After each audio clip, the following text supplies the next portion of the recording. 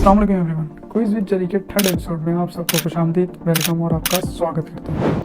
ठीक है, आठवां हमारा सवाल है, हज़रत नूह अलैहिस्सलाम का असल नाम क्या था। पहले मैं ऑप्शन दे दूँ, फिर आपको बताता हूँ कि इसका option A Abdul Gaffar, option B Abdul Jabbar, option C Abdul Gafoor या ऑप्शन डी अब्दुल समद।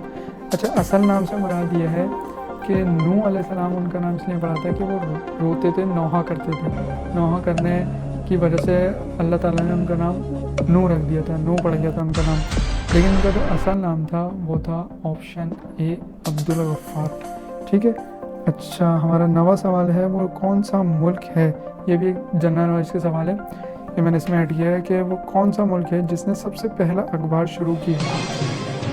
ठीक है, तो उसके ऑप्शन ए है China, option B America, option D India या ऑप्शन सी इंडिया या ऑप्शन डी पाकिस्तान।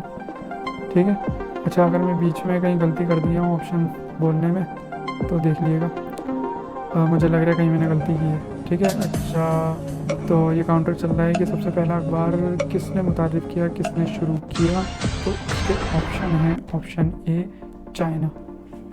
ठीक है। अच्छा, अब हमारा 10वां सवाल है, हज़रत सुलेमान अलैहिस्सलाम हज़रत दाऊद अलैहिस्सलाम के कौन थे। हज़रत दाऊद अलैहिस्सलाम से हज़रत सुलेमान अलैहिस्सलाम का क्या रिश्ता था। तो ऑप्शन ए बेटे, ऑप्शन बी भाई, ऑप्शन सी भतीजे या ऑप्शन डी भांजे। तो इसका काउंटर चल रहा है कि बहुत ऐसा सवाल है कि काफ़ी लोगों को पता भी है और ऐसा सवाल है कि काफ़ी लोगों को नहीं पता। तो उसका जो ऑप्शन सही ऑप्शन है वो है ऑप्शन ए बेटे। हज़रत सुलेमान अलैहिस्सलाम हज़रत दाऊद अलैहिस्सलाम के बेटे थे। ठीक है। अच्छा, 11वां हमारा सवाल है कि निडल यानी सुई, तराजू और पेन किस पैगंबर ने ईजाद किया। ये एक तरह से जनरल नॉलेज का सवाल है और एक इस्लामी का सवाल है कि हमारे बच्चों को बहुत नॉलेज मिलेगी इससे कि भाई हमें अक्सर ये तो पता होता है कि ये चीज़ इस अंग्रेज़ ने ईजाद की, इस अंग्रेज़ ने ईजाद की, लेकिन हमारे नबियों ने जो बेसिक बना के गए उसी को देख देख के इन लोगों ने ये चीज़ें ईजाद की। तो उसका हमें पता होना चाहिए कि कौन सी चीज़ किस नबी ने ईजाद की।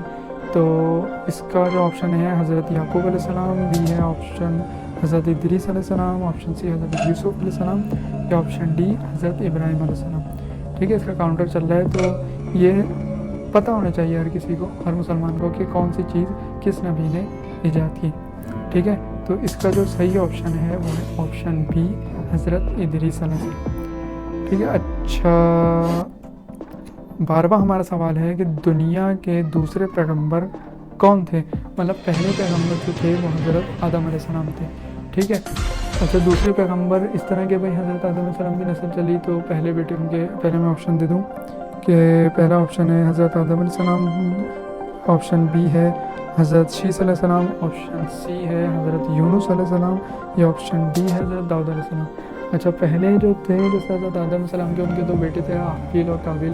जाहिर सी बात है हाबील को काबिल ने मार दिया था, तो उनमें से भी कोई पैगंबर नहीं हो सकता। बाद में जो उनके बेटे पैदा हुए वो थे दुनिया के दूसरे पैगंबर, और उनका जवाब है ऑप्शन बी हज़रत शीस अलैहिस्सलाम। ठीक है, फिर बाकी नस्ल उनसे चली।